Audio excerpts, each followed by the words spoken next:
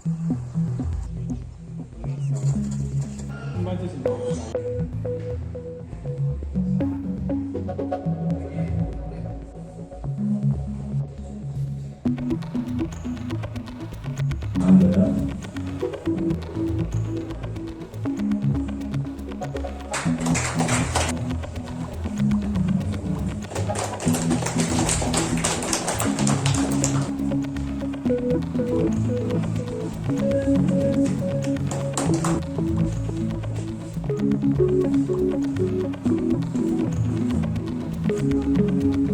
một vùng khoan thì cái gì hay nữa những cái được vào media part khi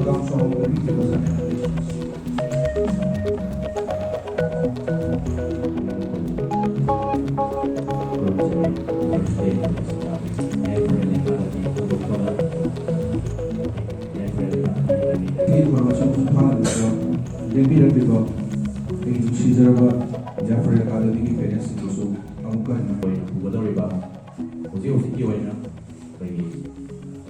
Marumai, Sharaman, Abadi, and Sharahul, to the Ishama, and getting coaching center, Yaypok, getting coaching center, more than 3 years, and worked over me. Next bit, when he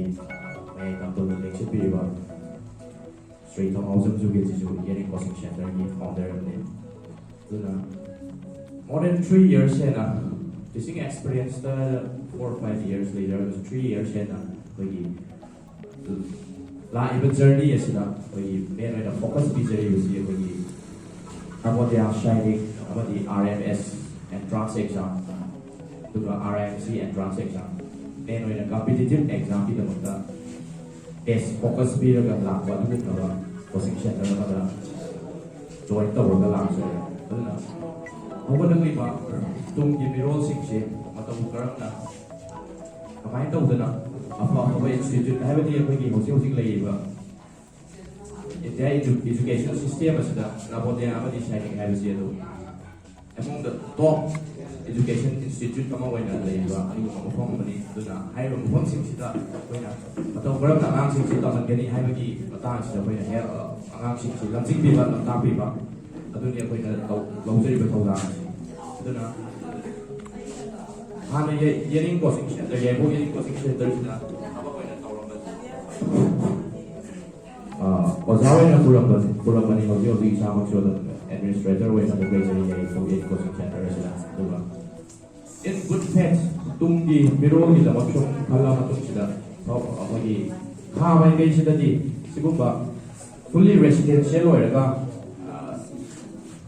that about coaching center is Kaya Ude Aduna Hama Gation Suyenga Tungi Mironi Song that to be very easy about touching issue Yanga when a single institute Amazon when a hot dog shabby. I don't know. When a single bar institute of hot dog say, so when the Hana layer by institute, Hesiga, when the Stonestead of my head about 2 months later day, good fair that I'm single Paki Pandam that Mama putting on the cellar when he swaps his off over full, announcing don't go in a single Paki Pandam that the minor literature bunny. I don't know how to play about Pagi. May know in a Yasrael Pandam D, may an objective D, Pagi. Excuse me. Tungi Tungal, Hogalari, answering seat, Nabania shining, Kaptan that hasn't but Kaptan Sunatana, Atopa, education lines in the Atopa shop skill, Mayama, Pagi, competitive exam of Commodore Tower, the Sogia, Anamsika, confidence lane, and then Pagi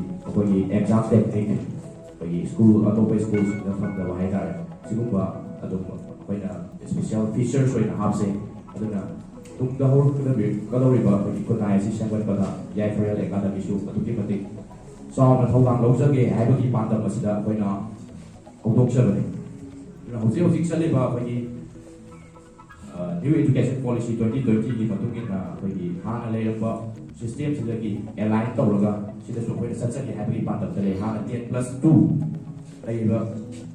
apa sih uji NDP 2020 betul dengan 5+3+3+4 yang buat sudah bagi 5 sudah foundation level lagi lah 3 sudah preparatory another 3 years sama lah ꯑꯩꯈꯣꯏꯒꯤ moderate level and then another 4 years ꯅ class 9 ꯗꯒꯤ ꯍꯧꯔꯒ 12 ꯐꯥꯎꯕ secondary level ꯑꯗꯣ ꯑꯩꯈꯣꯏ ꯍꯧꯖꯤꯛ ꯂꯩꯔꯤꯕ main emphasis 3 preparatory levels foundation ꯂꯣꯏꯔꯒ ꯑꯉꯥꯡꯁꯤꯡꯁꯤ ꯑꯩꯈꯣꯏ ꯁꯤꯗ ꯃꯇꯧ ꯀꯔꯝꯅ ꯆꯪꯒꯅꯤ ꯍꯥꯏꯕꯒꯤ ꯑꯩꯈꯣꯏ ꯁꯤꯒꯤ main ꯄꯤꯔꯤꯕ facilities ꯌꯥꯏꯐꯔꯦꯜ ꯑꯦꯀꯥꯗꯃꯤꯅ ꯑꯍꯥꯟꯕ ꯍꯧꯖꯤꯛ ꯄꯤꯔꯤꯕ facilities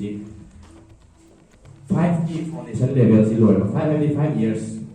ꯑꯍꯥꯟꯕ pre nursery and then LKG UKG ꯑꯗꯨꯒ 2 years class 1 2 ꯁꯤ ꯂꯣꯏꯔꯒ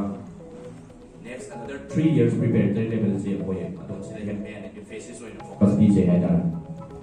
ꯑꯗꯨꯅ class 3 ꯀꯥꯔꯛꯄꯗꯗꯤ ꯑꯗꯨꯝ ꯑꯩꯈꯣꯏꯅ education level ꯁꯤ provide ꯇꯧꯕ ꯉꯝꯃꯤ class 3 4 ꯑꯃꯗꯤ class 5 ꯀꯥꯕꯁꯦ ꯁꯤꯗ ꯑꯩꯈꯣꯏꯅ ꯁꯤꯒꯨꯝꯕ ꯁꯥꯇ꯭ꯔꯁꯤꯡꯁꯦ ꯑꯩꯈꯣꯏꯒꯤ ꯌꯥꯏꯐꯔꯦꯜ ꯑꯦꯀꯥꯗꯃꯤꯗ ꯆꯪꯕ ꯃꯇꯝꯗ ꯆꯞ ꯆꯥꯕ ꯇꯥꯏꯃꯤꯡ ꯍꯥꯏꯕꯗꯨ ꯑꯗꯨꯒ ꯃꯦꯟ ꯑꯣꯏꯅ